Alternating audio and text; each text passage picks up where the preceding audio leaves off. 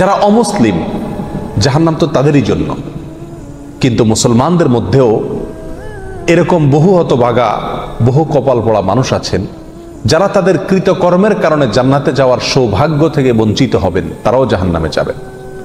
রাসূল আকরাম সাল্লাল্লাহু আলাইহি ওয়াসাল্লামের বিভিন্ন হাদিস থেকে সেরকম 17টি শ্রেণীর কথা আজ আমরা উল্লেখ করব, যেই 17 শ্রেণীর লোক এরা জান্নাতে ঢুকে চূড়ান্ত সফলতা এবং সার্থকতা অর্জন করবার সৌভাগ্য থেকে বঞ্চিত হবে, বরং এরা জাহান্নামে যাবে। এরপরে তাদের সেখানে শাস্তি হওয়ার পরে কোনো কালে আল্লাহ সুবহানাহু ওয়া তাআলার দয়া হলে তখন তারা জান্নাতে আসবে। তাহলে মুসলিম হয়েও যে সমস্ত লোকেরা জান্নাতে যাওয়ার সৌভাগ্য অর্জন করবে না, এই সৌভাগ্য থেকে বঞ্চিত হবে, সেই হতভাগা লোকদের ভিতরে 1 নম্বর হলেন অবৈধভাবে হারাম পথে উপার্জন করে যে ব্যক্তি দেহ গঠন করেছে, ওই দেহ জান্নাতে প্রবেশ করবে না। ওই দেহের জন্য জান্নাত হারাম, নো এন্ট্রি। সে যতই ভালো কাজ করুক না কেন, তার দেহ যদি হারাম খাদ্য দিয়ে তৈরি হয় তাহলে সেই দেহ জান্নাতে প্রবেশ করবে না।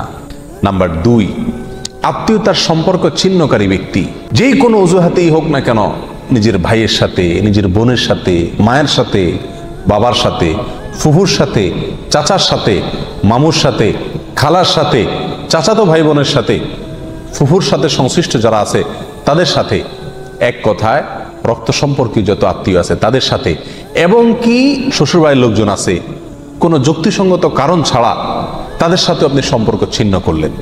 আত্মীয়র সাথে সম্পর্ক যে ব্যক্তি ছিন্ন করে, এই ব্যক্তির জন্য জান্নাতে প্রবেশের সুযোগ নাই। নবী আলাইহিস সালাম বলেছেন, লা ইয়াদখুলুল জান্নাতা কাতি'। যে ব্যক্তি আত্মীয়তার সম্পর্ককে ছিন্ন করে ফেলে, কোনো সম্পর্ক রাখে না, কথাবার্তা বন্ধ করে দেয়, উঠা বসা বন্ধ করে দেয়, এই ব্যক্তি জান্নাতে প্রবেশ করবে না। আপনার জান্নাতে যাওয়ার স্বার্থেই আপনাকে রক্ত সম্পর্ক আত্মীয়দের সাথে কি করতে হবে? সম্পর্কটাকে রক্ষা করে রাখতে হবে। তৃতীয়ত, মুসলিম হয়েও যে ব্যক্তি জান্নাতে প্রবেশ করতে পারবে না ভাই, তিনি হলেন ওই ব্যক্তি যে তার প্রতিবেশীকে কষ্ট দেয়। পাশের জমিনওয়ালার আইল ঠেলাঠেলি করে, পাশের বাড়ির লোকের ছাদের উপরে ময়লা ফেলে, জোরে সাউন্ড দিয়ে গান শুনে পাশের প্রতিবেশীর কষ্ট হয়। এক কথায় প্রতিবেশীকে যারা কষ্ট দেয়, এই লোকগুলো জান্নাতে যাবে না। এ বিষয়ে সহিহ মুসলিমের ভিতরে সুস্পষ্ট হাদিস রয়েছে, যে হাদিসের আলোকে জানা যাচ্ছে যে যে ব্যক্তি তার প্রতিবেশীকে কষ্ট দেয় সে জান্নাতে প্রবেশ করতে পারবে না। নাম্বার 4, মা বাবার অবাধ্য সন্তান। যেই সন্তান তার মা বাবার ন্যায্য নির্দেশকে অমান্য করে, লঙ্ঘন করে, পাত্তা দেয় না, মানে না, এই সন্তানের জন্য জান্নাত নিষেধ। সে যত নেকামল করুক, সে যত ভালো কাজ করুক, যত নামাজ কালাম পড়ুক, কপালে দাগ ফেলায় দেখ, কোনো ফায়দা নাই, তার জান্নাতে যাওয়ার সুযোগ নাই। আল্লাহ এবং তার রাসূলের নির্দেশের পরেই আল্লাহর জমিনে যদি কারণ নির্দেশ মানা জরুরি হয়, বাধ্যতামূলক হয়, তিনি হলেন কে?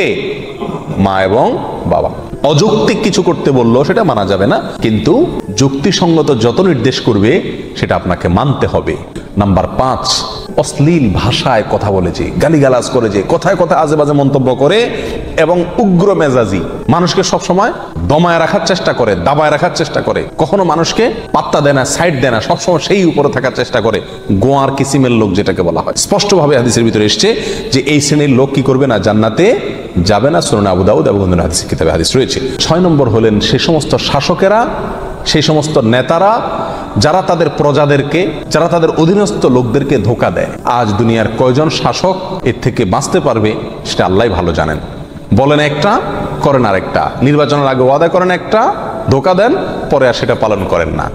তো সে সমস্ত শাসকেরা যারা তাদের প্রজাদেরকে, অধীনস্থদেরকে ধোঁকা দেয়, তারাও জান্নাতে প্রবেশ করতে পারবে না। এ বিষয়ে সহিহ বুখারীতে হাদিস রয়েছে। 7 নম্বর, মুসলমান হয়েও যে ব্যক্তি জান্নাতে যাবে না, সে হলো অন্যের সম্পদ যে আত্মসাৎ করে। প্রথম শ্রেণীটা ছিল যে হারাম মাল ভক্ষণকারী, সেটা আল্লাহর হক নষ্ট করে হতে পারে। আর এই 7 নম্বর পয়েন্টটা হলো যে কোনো মানুষের হক আপনি নষ্ট করে টাকা কামাই করলেন, যেভাবেই হোক, সেটা ধোঁকা দিয়ে হোক, প্রতারণা করা হোক, হাওলাত নিয়ে আটকায় দিয়ে হোক, চান্সে চুরি করে হোক, অথবা চিটারি করে হোক, যেই কোনোভাবে অন্যের সম্পদ যদি আত্মসাৎ করেন গায়ের জোরে বা বুদ্ধির জোরে, আর করে সেটা আপনি দখল করে ফেলেন, তো মনে রাখবেন এই ব্যক্তির জন্য জান্নাতে যাওয়ার কোনো সুযোগ নাই। নাম্বার 8, উপকার করেও যে ব্যক্তি খোঁটা দেয়, কাউকে উপকার করছে, করে কি করে? খোঁটা দেয়, এই ব্যক্তি জান্নাতে যাবে না। মদ পানকারী ব্যক্তির কথাও আছে হাদিসে, সুনান নাসাইর যে উপকার করে কাউকে খোঁটা দিলেন, উপকার করছেন, জীবনে কোনোদিন বলতে পারবেন আমি তোমার জন্য করছি, তাহলে আল্লাহর কাছ থেকে তো বিনিময় পাবেনই না, উপরন্তু শাস্তি হিসাবে জান্নাতেও আপনার প্রবেশের সুযোগ থাকবে না। সাবধান, কারোর জন্য কিছু করেছেন জীবনে, মুখের বাহির সেটা কোনোদিন করা যাবে না। নাম্বার 9, চগলখোর ব্যক্তি। ভাই, চগলখোর যে ব্যক্তি এর কথা ওর কাছে লাগায়, ওর কথা এর কাছে লাগায়, সবার কাছে ভালো থাকার চেষ্টা করে, মুনাফিক কিসিমের লোক। এরা সমাজের সমস্ত ঝগড়া ফাসাদ লাগানোর ক্ষেত্রে মূল ভূমিকা রাখে। আল্লাহ মাফ করুন, এই চরিত্র আমাদের অনেকের ভেতরেই কম বেশ আছে। এই চগলখোর লোক জান্নাতে প্রবেশ করবে না, সহিহ মুসলিম হাদিসে রয়েছে। নাম্বার 10, অন্যের পিতাকে যে নিজের পিতা বলে পরিচয় দেয়।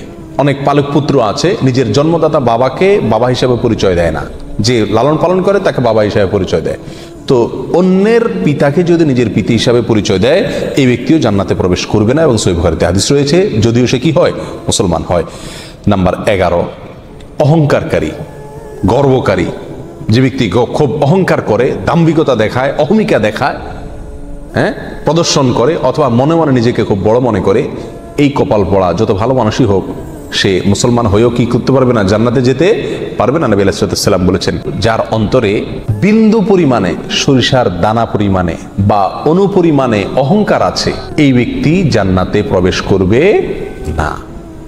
বিনয়ী মানুষেরা জান্নাতে যাবে, বিনয়ী, যারা নিজেকে ছোট মনে করে, সবসময় অন্যকে বড় মনে করে, নিজের দোষের কথা আগে দেখে, নরম থাকে, অহংকার করে না, এই লোকগুলো জান্নাতি। আর যারা অহংকার করে, এই লোকগুলো জাহান্নামী। 12 নম্বর হলো ওই ব্যক্তি যে ব্যক্তি রাসূলুল্লাহ সাল্লাল্লাহু আলাইহি সাল্লামের নাফরমান। রাসূলুল্লাহ সাল্লাল্লাহু আলাইহি সাল্লামের নির্দেশ জানার পরেও সেটাকে কি করে না, কেয়ার করে না। বাপদাদার নির্দেশকে অগ্রাধিকার দেয়, 14 গোষ্ঠী কি করে আসছে সেটাকে অগ্রাধিকার দেয়, পীর সাহেব কি বলছেন সেটাকে অগ্রাধিকার দেয়, যদি রাসূল সাল্লাল্লাহু আলাইহি সাল্লামের কথার বিপরীত হয়। এরকম যদি হয়, তাহলে সেই ব্যক্তি জান্নাতে প্রবেশ করবে না। নাম্বার 13, মুসলিম হয়েও যে ব্যক্তি জান্নাতে যাবে না, সে ব্যক্তি হলো ওই মহিলা, যে মহিলা অকারণে স্বামীর কাছ থেকে তালাক চায় কথায় কথায়। আমাদের মা বোনদের ভিতরে অনেকের ভিতরে এই চরিত্র আছে, এই দোষ আছে, কথায় কথায় স্বামীর কাছ থেকে তালাক চায়। ইবলিস শয়তানের কাছে সবচেয়ে প্রিয় কাজ, যে কাজে ইবলিস শয়তান সবচেয়ে বেশি খুশি হয়, এটা হলো একটি দাম্পত্য জীবনে যখন বিচ্ছিন্নতা এসে যায়, স্বামী স্ত্রীর ভিতরে যখন বিচ্ছেদ ঘটে যায়, তখন শয়তান সবচেয়ে বেশি খুশি হয়। আল্লাহ তাআলা আমাদের মা বোনদেরকে হেফাজত করুন। নাম্বার 14, মুসলিম হয়েও যারা জান্নাতে যাবে না, তারা হলো দুনিয়ার উদ্দেশ্যে যারা ইলম অর্জন করে, কোরআন হাদিস শিখে পয়সা কামাই করার জন্য, চাকরি করার জন্য, বা এটা বিক্রি করে খাওয়ার জন্য, এই ধান্দা যদি ইলম অর্জন করে, তাহলে সে ব্যক্তিও জান্নাতে প্রবেশ করবে না। মাওলানা সাহেব হবে, মুফতি সাহেব হবে, বক্তা সাহেব হবে, টাকা পয়সা কামাবে, দাওয়াত টাওয়াত খাবে, এই ধান্দা যদি কোনো মৌলবী হয়, কোনো মানুষের ইলম শিখে, তাহলে সে ব্যক্তিও জান্নাতে যেতে পারবে না। নাম্বার 15, যে ব্যক্তি মাথায় কালো কলব ব্যবহার করে, চুলের মধ্যে, দাড়ির মধ্যে পিওর কালো কলব, যেখানে কোনো প্রকার মেহেদি টেদির মিক্সও নাই, একেবারে পিওর কালো কলব ব্যবহার করে, এই ব্যক্তিও জান্নাতে যাবে না, সূরা নাসাতে হাদিস রয়েছে। নাম্বার 16, রিয়াকারী ব্যক্তি, যে ব্যক্তি আমল করে, ভালো কাজ করে মানুষকে দেখানোর জন্য। আপনি কোনো নেকামল, কোনো ভালো কাজ, সেটা অর্থনৈতিক হোক আর শারীরিক ভালো কাজ হোক, এটা করে যদি মানুষকে দেখানোর উদ্দেশ্যে করে থাকেন, তাহলে সেই আমলটি নেকামল হয়ে আপনার জন্য জান্নাতে যাওয়ার কারণ হওয়া তো দূরের কথা, এটি বরং আপনাকে জাহান্নামে নিয়ে যাবে। এটা শিরকে আসগর। নবী আলাইহিস সালাম বলেছেন, আখেরি জামানায়, শেষ যুগে, কিয়ামতের আগে দাজ্জালের যে আতঙ্ক হবে, যে আতঙ্কে তার ভেলকিতে অনেক মুসলমান অমুসলমান হয়ে যাবে, ঈমান হারা হয়ে যাবে। সে আল্লাহ দাবি করবে এবং অনেক কুদরত দেখাবে, তার দেখে অনেকে ভেলকিতে পড়ে যাবে। সেই সময়ে তোমাদের জন্য ঈমানের উপরে টিকে থাকা যত কঠিন হবে, সেই সিচুয়েশনে তোমরা যে বিপদে পড়বে, সেটাকে আমি যতটা ভয় পাই, তার চাইতে বেশি ভয় পাই তোমাদের জন্য এই শিরকে আসগরকে। অর্থাৎ এমন এক সময় আসবে যখন যত আমল করবে মানুষ, সবগুলো মানুষকে দেখানোর জন্য করবে, আল্লাহকে খুশি করার জন্য কোনো আমল খুঁজে পাওয়া কঠিন হয়ে যাবে। এই সে রিয়া, লৌকিকতা, মানুষকে দেখানো, মানুষের কাছে বাহবা কুড়ানো, মানুষের কাছে সুনাম অর্জন করার জন্য যদি যে কোনো ভালো কাজ করা হয়, তাহলে এই ব্যক্তি জান্নাতে প্রবেশ করবে না। সহিহ বুখারী, সহিহ মুসলিমে বিষয় হাদিস রয়েছে। নাম্বার 17, ওয়ারিশকে বঞ্চিতকারী ব্যক্তি, যে ব্যক্তি তার পরিত্যক্ত সম্পত্তি থেকে তার কোনো ওয়ারিশকে কি করে, মাহরুম করে, এই ব্যক্তি জান্নাতে যাবে না। সূরা ইবনে মাজাহ এই বিষয় হাদিস রয়েছে। সম্মানিত ভাইয়েরা, কোনো ওয়ারিশ, আপনার কোনো সন্তান, আপনার কোনো ওয়ারিশ, সে যদি অন্যায় করে, আপনাকে শরীয়ত অধিকার দেয় নাই এটা বলে যাওয়ার যে আমি মরার পরে তাকে আমার কোনো সম্পত্তির ভাগ দিবা না। বহু মা বাপ এই কাজটি করেন, অনেক অভিভাবকরা এই কাজটি করেন। আল্লাহ সুবহানাহু ওয়া তাআলা অধিকার দিয়েছেন আপনার সম্পত্তিতে, তার হক আপনার মৃত্যুর পরে সে পাবে। সে যদি মন্দ হয় তার হিসাব আল্লাহ নেবেন, কিন্তু আপনি তাকে প্রত্যেকটা সম্পত্তি থেকে বঞ্চিত করার অধিকার আপনাকে ইসলাম দেয় নাই। 17 শ্রেণীর লোক এরা মুসলিম হয়েও কি করতে পারবে না ভাই? জান্নাতে যেতে পারবে না।